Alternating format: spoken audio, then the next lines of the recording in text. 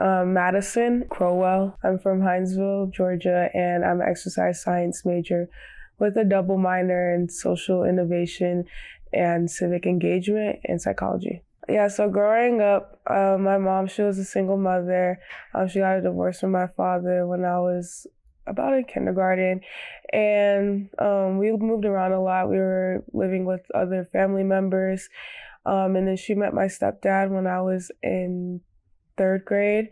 My biggest obstacle was being a military child because you're always moving around constantly every 3 years, and so you couldn't really get settled with the friend group or with a certain club that you really like because you were always moving around.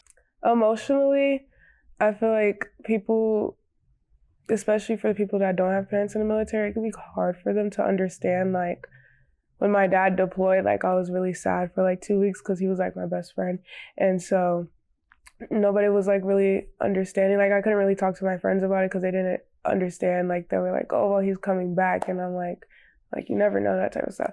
He was still there for me. Like he called, and I think like when he deployed, it was Presidential Scholars Weekend, and so he kind of gave me just like a little boost of encouragement and encouraging words, like he would if he were here.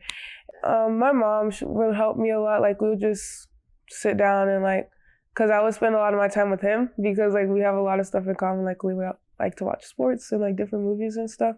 So my mom, like even though she's not into that type of stuff, she kind of just stepped up and we would watch movies and TV shows. We would cook together and stuff. I was always the giving person, and I always knew I wanted to do something in the medical field.